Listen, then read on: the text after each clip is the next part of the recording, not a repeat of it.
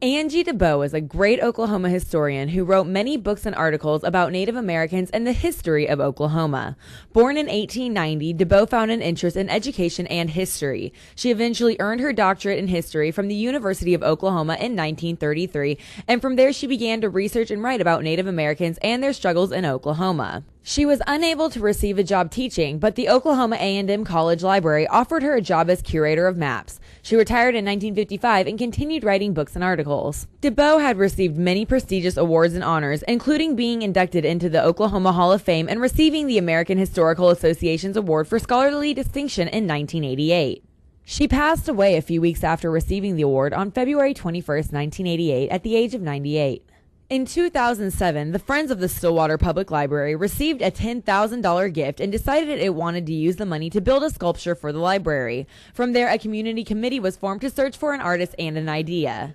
Artist Phyllis Mantic was the chosen artist to create her proposed idea of an Angie DeBow statue. The call for entries went out, and it was a national call for entries. They narrowed it down to 5 Oklahoma artists. From there, they interviewed and we submitted proposals, each one of us. And then they narrowed it again down to 3 more people, and then finally to myself. Mantic says the creation of the sculpture alone took about a year. She tells us about her idea of the design for the sculpture. The idea for a sculpture of Angie DeBow was presented to me by the library. And when I started taking a look at what I would really like to do and the type of pose I would like to have her in, I thought about, well, I did some reading, and I learned that she spent some time in Chicago when she was a student, and she studied there, and one of her favorite things to do would be to go out to the piers in Chicago. And she would sit on a pier and she would take some personal, private time to reflect on her life. And when I looked at the body of work that she had created, I decided that I really wanted to show her as a young person thinking about her future, what was ahead, what her life would be like, and what her purpose would be. And so that's really how I came by this pose, and kind of an Oklahoma setting that was similar, sitting on a rock and just reflecting on her life. She says she feels proud and privileged to be the chosen artist.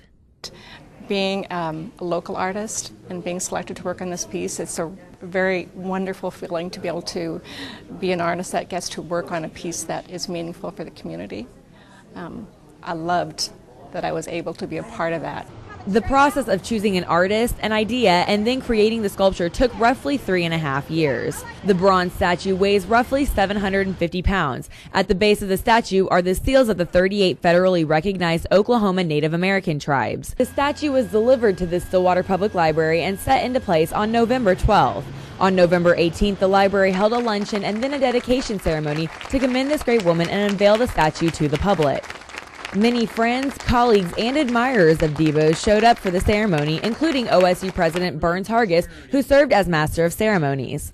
Roger Barnett, who is the Speaker of the House for the Muskogee Creek Nation National Council, says he is proud to represent his tribe and attend the luncheon and ceremony. Well, we're specifically proud of the interest that Mr. DeBow had with the Muskogee Creek people and in Indians in general, and to make a donation to this statue is an honor and a privilege for us to be here to see the dedication. We're just privileged to be a part of this whole celebration for Miss DeBow and her family. Many people spoke during the luncheon and ceremony to speak of DeBow's inspiration and achievements. There are few greater than this woman, and she would be so pleased to be affiliated with the library in the city where her beloved Oklahoma State University resided. It is my great honor to be here and raise my voice one more time on her behalf. And it's certainly an honor to have our tribal seal to adorn this statue. Now, it's already been said, but I'll say it again. Angie DeBow did more for Native Americans than she probably ever knew. Her legacy will continue to inspire women, historians, and Native Americans for generations to come. It seems only fitting for the seals of our great nations to border the base of her statue. For as her works helped raise up the Native American in the eyes of the world, we certainly now raise up Angie. We uphold her memory and promise never to forget what you did for us. In short, she took writing the history of Oklahoma's Indians and of the state more generally as seriously as a scholar at an Ivy League university might take writing the history of New England. Moreover, she was blessed with writing skills of a high order. Putting all of this together, the passion for her subject, the vantage point, the work ethic, and the literary skill meant that Angie DeBow wrote books that have inspired respect by scholars all over the country. She was truly Oklahoma's gift to the rest of the country in setting a high standard for writing local history. Old friends shared great memories. Angie was my neighbor. I grew up in Marshall. Went all through school, graduated. Angie, when I was 4, 5, 6 years old, she was my babysitter. As time went on for a little bit, she was my Sunday.